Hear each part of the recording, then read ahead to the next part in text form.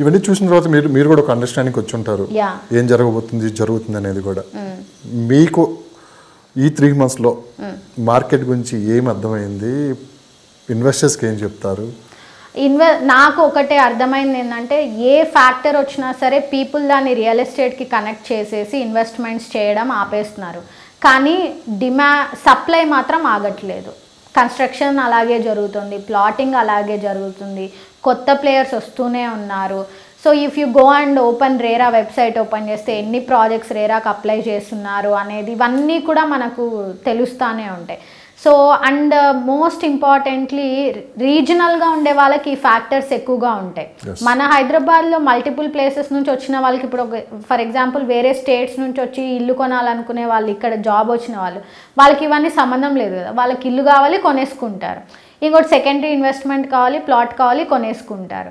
So ఏ factor వచ్చినా ఇమీడియట్గా real estate మీద ఇంపాక్ట్ అయిపోయి స్పెక్యులేషన్ అయిపోయి జనాలు రెగ్యులర్ పీపుల్ అందరూ ఒక హోల్డ్లోకి వెళ్ళిపోతున్నారు. బట్ అలా చేయకండి. Whenever there is an opportunity ఉన్నప్పుడు ఖచ్చితంగా మీరు ఇన్వెస్ట్మెంట్ చేయడానికి ముందుకు రండి. ఎందుకంటే there might be never changes. ఎప్పుడు కూడా ₹1 ల్యాండ్ మీద పెట్టిన రూపాయి పడిపోయింది అన్నట్టు గత ఎన్నేళ్ల నుంచి తీసుకున్నా అది లేనే లేదు. అప్పుడు 2007లో రెసిషన్ వస్తే తప్పిస్తే, క్యాష్ రెసిషన్ వస్తే, డినామినేషన్స్ మారితే తప్పిస్తే, ఇవన్నీ మన రెగ్యులర్ ప్రాసెస్సే కదా. ఎలక్షన్స్ వస్తాయి, గవర్నమెంట్ మారుతుంది, ఎవ్రీథింగ్ ఈజ్ ఇంపాక్టెడ్. కాబట్టి దయచేసి ఇన్వెస్ట్ చేయండి. మీకు ఎక్కడ బడ్జెట్ కంఫర్టబుల్ ఉందో, ఎక్కడ కొనగలుగుతారో మాట్లాడి ఎక్స్పర్ట్స్తో డిస్కస్ చేసి ఇన్వెస్ట్ చేయమనే చెప్తాను. దయచేసి ఇన్వెస్ట్ చేయండి అన్నారు. ఖచ్చితంగా ఇన్వెస్టర్కి మంచి భవిష్యత్తు కోసం అఫ్ కోర్స్ ఎస్. ఇప్పుడు మీకు ఒకటి చెప్తానండి, ఇన్వెస్ట్ చేసేవాళ్ళు అమ్మేవాళ్ళు ఈ ఇద్దరి మధ్యలో మాట్లాడుకుంటే రేపు పొద్దున బెనిఫిషరీ అయ్యేది అమ్మినోడు కంటే కొన్నతనే 100%. ఎందుకంటే ఎవ్రీ టైంని చూసుకొని ఆ ఫ్యాక్టర్ ఈ ఫ్యాక్టర్ ప్రతి ఫ్యాక్టర్స్ని డిసైడ్ చేసి ఒక ప్లాట్ ఎవరు ఓన్ చేయలేకపోతున్నారు. So they are just taking up at one single investment. So ఖచ్చితంగా మీరు వీటన్నిటినీ అపోహలన్నీ తొలగించుకొని మీరు సెంట్రిక్గా ఫోకస్ చేసి ఇన్వెస్ట్మెంట్స్ అయితే చెయ్యండి.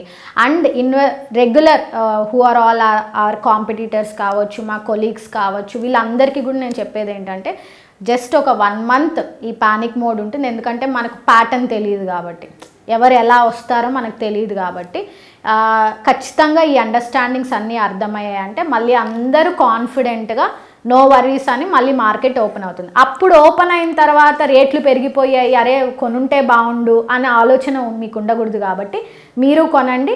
ఇప్పుడున్న బిజినెస్ చేసే వాళ్ళందరూ కూడా just understand the pattern and then 1 or 2 months తర్వాత 100% థింగ్స్ విల్ బి ఫైన్.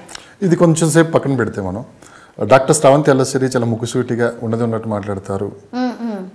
ఒక టాక్ అయితే ఉంది ఇండస్ట్రీలో, దానికి నచ్చపోతే పక్కన పెట్టేస్తారని చెప్పి. సో నాకు ఒక ప్రశ్న ఎప్పటి నుంచో ఉంది. నేను లాస్ట్ ఒక మీటింగ్లో కూడా ఈ ప్రశ్న విన్నాను. కస్టమరే దేవుడు అంటారు. అవునండి, కస్టమరే దేవుడా మీకు? 100% కదండి. ఇప్పుడు ఈ రోజు మేము ఒక ఈ ప్రశ్న ఎందుకు అడిగాను మీ తర్వాత మీరు మాట్లాడిన నేను చెప్తాను. ఎందుకు రీజన్ కస్టమర్ ఈజ్ గాడ్ అని ఎందుకు అంటాము అంటే, ఈరోజు మేము తినగలుగుతున్నాం, మా లైఫ్ స్టైల్ మేము లీడ్ చేయగలుగుతున్నాము అంటే అది మా బిజినెస్ వల్లే. మాది సర్వీస్ బిజినెస్ బేసికల్గా. So we're into marketing and service industry. So whereas మేము కనుక కస్టమర్స్ని మేము ఆ రకంగా ట్రీట్ అని కాదు, నేను ఆబ్వియస్లీ దే ఆర్ గివింగ్, వాళ్ళు నాకు అన్నం పెడుతున్నారు. ఈరోజు నేను తింటున్నానంటే దానికి కారణం my sales who are purchasing my projects, అంతే కదా. సో వాళ్ళని నేను 100% గాడ్గానే ట్రీట్ చేయాలి. దేవుడన్నా అప్పుడప్పుడు ప్రత్యక్షం గాడేమో, కానీ వీళ్ళు ఎప్పుడు మన దగ్గర రైట్ ప్రోడక్ట్ ఉన్నా మనం రైట్ వేలో ఇన్ఫర్మేషన్ ఇస్తామంటే they are always with us కదా. కానీ నా వెర్షన్ ఏంటంటే కస్టమరే దేవుడు అని మీరు అన్నారు, కస్టమర్స్కి మీరే దేవుడు అని నేను అంటాను. ఎందుకంటే మీరు ఒక ప్లాట్ అమ్మితే కొంత పర్సంటేజ్ వస్తుంది, 10%, 15% మీకు వస్తుంది. కానీ ఆ కస్టమర్ కొన్న కస్టమరు ఒక 5 years తర్వాత దానికి 10 రెట్లు ఎక్కువ ఇన్కమ్ వస్తుంది దాని మీద. అవునండి, అవును. అంటే ఎవరికెవరు దేవుడు ఎవరికెవరు అని మాట్లాడుకుంటారు. అది జనరల్గా మాట్లాడుకుంటున్నాం, ఎవరిని మనం ఏ ఉద్దేశంతో అంటలేదు. బేసిక్గా ఏంటంటే నిజంగానే మీరు ఒక 10% వస్తే కనీసం ఒక 5 years తర్వాత మీరు మాట్లాడితే మీరు 10 లక్షలకి అమ్మితే అది ₹1,00,000 అమ్ముడుపోతుంది. ఖచ్చితంగా మీరు మెయిల్ చేసినట్టే కదా వాళ్ళు. కానీ ఖచ్చితంగా రైట్ ఇన్ఫర్మేషన్ ఇవ్వగలిగి వాళ్ళకి మంచి ప్రాపర్టీ ఇస్తే కస్టమర్ కూడా అదే అనుకుంటారు కదా. 100% అండి. ఒక నిజాయితీగా మీరు అన్నారు, చాలా ముక్కుసూటిగా మాట్లాడతారు. మీకు నచ్చిన అంశాలు నేను కూడా ఒక్కోసారి మీరు అంటే ఆఫ్ కెమెరాలో కూడా మాట్లాడితే మీరు ఒప్పుకోరు. అవును. అంటే నేను ఏమంటున్నా అంటే అండి, ఇన్ఫర్మేషన్ లేకనే చాలా మంది ఇన్వెస్ట్ చేయట్లేదు. ప్రశ్న కూడా అందుకే, సరైన ఇన్ఫర్మేషన్ తీసుకోగలిగితే ఖచ్చితంగా ఇన్వెస్ట్ చేయట్లేదు. మేమేం చేస్తున్నామంటే వాళ్ళకి ఆ ఇన్ఫర్మేషన్ని రైట్గా ఇచ్చి వాళ్ళు నా ప్రాజెక్ట్లోనే కొనాలని నేను ఏ రోజు చెప్పలేదు అసలు. ఇన్ఫ్యాక్ట్ నేను ఎవరికి కూడా నా ప్రాజెక్ట్ ఉంది మీరు కొనండి అని నేను ఏ రోజు చెప్పను కూడా. లాస్ట్ ఒక 5 ఇంటర్వ్యూస్లో కూడా చూసాను, మీరు ఎప్పుడు చెప్పలేదు. నేను చెప్పను కూడా. వాళ్ళకి ఇవ్వాల్సింది నాలెడ్జ్. వాళ్ళకి ఆ నాలెడ్జ్ ఇస్తే వాళ్ళు ఆ పాయింట్స్తో వాళ్ళు ఎక్కడ కొనాలన్నా సరే ఆ పాయింట్స్ని అప్లై చేసి కొనగలుగుతారు. నాకు చాలా హ్యాపీగా అనిపిస్తుంది. నా ఇంటర్వ్యూస్ చూసి ఎవరైనా ఫోన్ చేసి మేడం మీరు చెప్పిన పాయింట్స్తో మేము వెళ్ళి అడిగాము, వాళ్ళు ఇవ్వలేదు మాకు ఇంత డాక్యుమెంటేషను, మేము డ్రాప్ అయ్యి వేరే చోట తీసుకున్నాము అని వాళ్ళు చెప్పినప్పుడు I really feel very good, అంటే సాటిస్ఫైడ్గా ఉంటుంది అనమాట. నాకు అడ్వైజర్గా మాట్లాడుతూ ఉంటారు, రకరకాల ఛానల్లో మాట్లాడుతూ ఉంటారు. బేసిక్గా మీకు ఎలాంటి కాల్స్ వస్తూ ఉంటాయి? అంటే ఎంక్వైరీస్ ఎక్కువ వస్తూ ఉంటాయా, లేకుంటే నిజంగా ఇన్వెస్ట్ చేయడానికి చాలా మంది? లేదు, మేము కాల్స్ని చాలా క్యూరేట్ చేసేస్తాం లక్ష్మణ్ గారు. సో మాకు ఒక ప్యాటర్న్ ఉంటుంది. కాల్ వచ్చినప్పుడు కూడా మాకు మల్టిపుల్ కాల్స్ వస్తాయి. రియల్ ఎస్టేట్ చెయ్యొచ్చా అని కాల్స్ వస్తాయి, కెరియర్ ఆపర్చునిటీగా కాల్స్ వస్తాయి, ఇన్వెస్టర్స్ ఫోన్ చేస్తారు. సో ఎక్కడ ఇన్వెస్ట్ చేయాలి, మేము ఏకర్స్లో కొనాలనుకుంటున్నాం, మా దగ్గర ఇంత బడ్జెట్ ఉంది. It's mixed type of calls వస్తున్నాయి. ప్రశ్న ఎందుకంటే వాళ్ళ ఆలోచన విధానం ఏ విధంగా ఉందనేది మనకి మెయిన్ ఇక్కడ.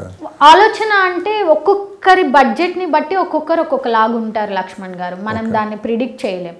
కొంతమందికి అంటే మీకు హైదరాబాద్ సిటీలోంచే కాల్స్ కాదు, టోటల్ గా అక్రాస్ బయట నుంచి కాల్స్ వస్తూ ఉంటాయి. ఎందుకు హైదరాబాద్ వైపే వాళ్ళ చూపు ఉంది అని మీకు కాల్స్ వచ్చిన దాన్ని బట్టి వాళ్ళు మాట్లాడిన దాన్ని బట్టి కూడా ఒక ఐడియా ఉంటుంది మీకు. ఎందుకు హైదరాబాద్ వైపే ఎక్కువ వాళ్ళు ఫోకస్ అంటారు? రీజన్ హైదరాబాద్, మనం ప్రీవియస్గా కూడా డిస్కస్ చేసిన దాన్ని బట్టి Hyderabad is a very suitable place for the living. ఇప్పుడు మనకున్న and it's a metropolitan city comparative Mumbai is very crowded and apartment culture ఎక్కువ ఉంటుంది. Delhi is very polluted. Bengaluru is also dimension wise ఇంకా అకామిడేట్ చేసే స్కోప్ లేదు. సో అన్నిటికంటే సూటబుల్గా ల్యాండ్ బ్యాంక్ అవైలబిలిటీ ఉండి గ్రోయింగ్ స్టేజ్లో ఉండేది హైదరాబాద్.